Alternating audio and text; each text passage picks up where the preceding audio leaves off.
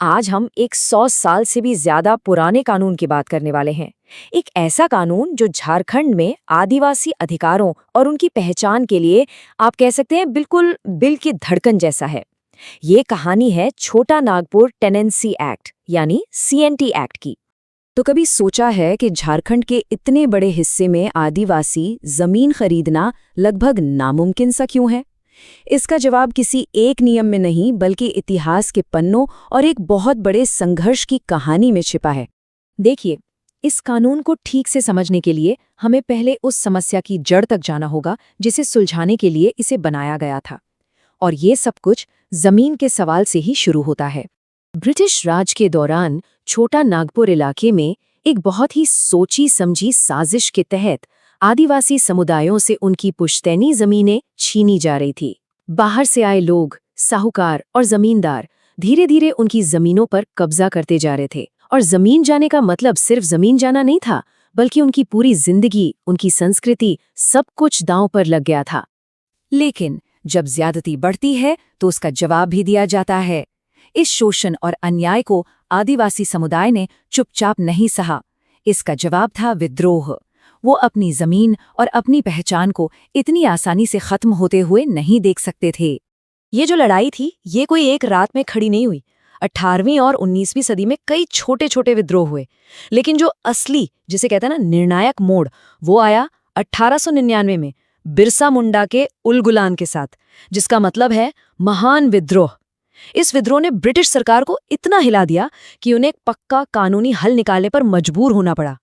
और उसी महान विद्रोह और दशकों के संघर्ष का सीधा नतीजा था छोटा नागपुर टेनेंसी एक्ट यानी 1908 का ये सुरक्षा कानून। तो ये सीएनटी एक्ट आखिर है क्या? बिल्कुल सीधी सादी भाषा में समझें तो ये 1908 में बना एक बहुत ही जरूरी कानून है। इसका बस एक ही मकसद है, झारखंड के छोटा नागपुर इलाके में रहने वाले आदिवासी समुदायों के जमीनी हक की हिफाजत करना। ये सिर्फ एक कानून नहीं बल्कि एक तरह का सुरक्षा कवच है। इस कानून के 3 मेन टारगेट थे। पहला, आदिवासी जमीन को किसी भी गैर आदिवासी के हाथ में जाने से हर हाल में रोकना। दूसरा, जमीन की खरीद बिक्री को बहुत सख्ती से कंट्रोल करना। और तीसरा, उन पारंपरिक जमीनी अधिकारों को कानूनी पहचान देना जिन्हें सदियों से अनदेखा किया जा रहा था। अच्छा, तो सवाल ये है कि ये कानून असल में काम कैसे करता है? चलिए इसके कुछ सबसे मजबूत पॉइंट्स को समझते हैं। इस कानून की सबसे बड़ी ताकत है जमीन की बिक्री पर लगी पाबंदी। इसे ऐसे समझिए, कोई भी आदिवासी अपनी जमीन किसी गैर आदिवासी को डायरेक्ट बेच ही नहीं सकता। ये मुमकिन ही नहीं है। अगर बेचना भी है तो पहले जिले के सबसे बड़े अफसर यानी डिप्टी कमिश्नर या डीसी से इजाजत लेनी होगी। और डीसी भी ये इजाजत यूं ही नहीं दे सकते, बल्कि सिर्फ कुछ बहुत ही खास और कंट्रोल्ड की हुई सिचुएशन में ही दे सकते हैं। पर बात यहीं खत्म नहीं होती। इस कानून में और भी कई गार्ड हैं, जैसे खूंटकट्टी अधिकार। ये उन लोगों को खास हक देता है जिनके पुरखों ने वो गांव बसाया था। इसी तरह भूइंहरी जमीन है जो कुछ खास आदिवासी समुदायों की पुश्तैनी जमीनों को बचाती है। और सबसे पावरफुल है जमीन वापसी का अधिकार। मतलब अगर किसी ने गैर कानूनी तरीके से जमीन ले भी ली है तो उसे वापस छीना जा सकता है। लेकिन जैसा अक्सर पुरानी कहानियों के साथ होता है, इसकी कहानी 1908 में खत्म नहीं हुई। आज 1 सदी से भी ज्यादा गुजर जाने के बाद भी ये कानून उतना ही जरूरी और उतना ही विवादों में घिरा हुआ है। और इस पूरे मामले को समझने के लिए ये जानना बहुत जरूरी है कि झारखंड में आदिवासी जमीन को बचाने के लिए सिर्फ एक नहीं बल्कि 2 बड़े कानून काम करते हैं। झारखंड में जमीनी कानूनों का एक तरह से बंटवारा है। सीएनटी एक्ट नॉर्थ और साउथ छोटा नागपुर डिवीजनों में लागू होता है, जैसे कि रांची, हजारीबाग और बोकारो।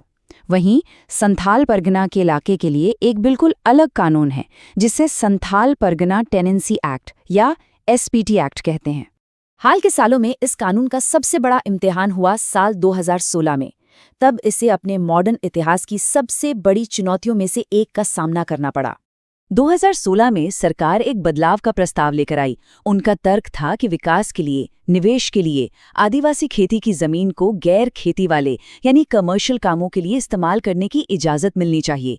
लेकिन इसका विरोध इतना जबरदस्त हुआ, विरोध करने वालों को डर था कि ये कानून को कमजोर करने का एक बैकडोर तरीका है।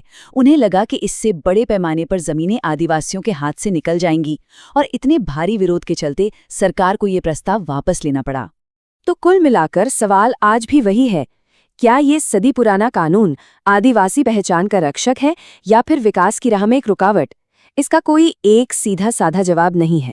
और सच तो ये है कि यही बहस आज भी झारखंड के आज और कल को तय कर रही है।